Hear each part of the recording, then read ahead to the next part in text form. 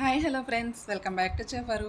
ఈరోజు ఈ వీడియోలో నేనైతే లంచ్ ప్రిపేర్ చేస్తూ సరదాగా ఒక చిన్న వ్లాగ్ అయితే చేశానండి. నేను ఈరోజు ఏం వెరైటీస్ చేశాను అవన్నీ కూడా మీకు వీడియోలో చూపించాను. మీరు తప్పకుండా వీడియో స్కిప్ చేయకుండా లాస్ట్ వరకు చూడండి. మీకు కనుక వీడియో నచ్చితే లైక్ చేయండి, మీ ఫ్రెండ్స్ షేర్ చేయండి, సబ్స్క్రైబ్ చేసుకోండి. పక్కన ఉన్న బెల్ మీద ప్రెస్ చేస్తే ఆల్ అనే ఆప్షన్ వస్తుంది. ఆల్ అనే ఆప్షన్ కూడా ప్రెస్ చేస్తే నేను కొత్త వీడియో పెట్టగానే నోటిఫికేషన్ వస్తుంది, మీరు వెంటనే చూడొచ్చు. నేనైతే ప్రెషర్ కుక్కర్లో రైస్ పెట్టేశాను. అలాగే ఒక గిన్నెలోకి గోంగూర, పచ్చిమిర్చి వేసి కొంచెం నూనె వేసి మగ్గించానండి. అలాగే గోరుచిక్కుడుకాయ ముక్కల్ని ఉడికించి ఈనెలు తీసి చిన్న ముక్కలు కట్ చేసి రెడీగా పెట్టుకున్నాను. చూడండి, గోంగూర అయితే బాగా మగ్గిపోయిన తర్వాత దానిలోకి ఉప్పు వేసి జీలకర్ర వెల్లుల్లిపాయలు వేసి ఆరిన తర్వాత రోట్లో నూరుకుందాము.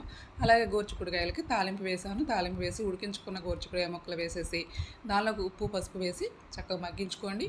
చాలా టేస్టీగా ఉంటుందండి. ఈ రెండు ఇలా కాంబినేషన్గా చేసుకుని తింటే కనుక చాలా అదిరిపోతుంది. ఒక ఫ్రై అలాగే ఒక చట్నీ సూపర్గా ఉంటుందండి. ఇది నల్లేరు కాడలు ఇవి పచ్చడి చేద్దామని తీసుకొచ్చాను. ఇది ఈ సీజనల్గా ఈ వర్షాకాలంలో ఈ పచ్చడి తింటే చాలా మంచిదండి. జలుబులు దగ్గులు అలాంటివి రాకుండా ఉంటాయి. చూడండి, ఈ విధంగా దానికి గరికంతా తీసేసి చిన్న ముక్కలు కట్ చేసి పెట్టుకోవాలి. చూడండి, మొటికాయలు అయితే మగ్గిపోయినాయి. గోరుచిక్కుడుకాయలు దానిలో ఉప్పు కారం అన్నీ వేసి జీడిపప్పుల పొడి వేసేసి చక్కగా రెడీ చేసేసాను. చూడండి, నల్లేరుకాయలు అయితే ఈ విధంగా తుంపి పెట్టుకున్నాను. తర్వాత గోంగూర ఆరిపోయింది కదండి, ఇదంతా కూడా చక్కగా రోట్లో వేసి మెత్తగా నూరుకొని తాలింపు వేసేసుకోండి. తాలింపు వేసుకొని దానిలో పచ్చి ఉల్లిపాయ ముక్కలు కలుపుకుంటే రుచి అదిరిపోతుందండి. ఇలా గోంగూర పచ్చడి అలాగే గోరుచిక్కుడుకాయ తాలింపు నేనైతే టేస్టీగా రెడీ చేస్తాను. మీరు కూడా ట్రై చేయండి. ఎలా వచ్చిందో కామెంట్ సెక్షన్లో కామెంట్ చేయండి. ప్లీజ్ సబ్స్క్రైబ్ చేసుకోండి.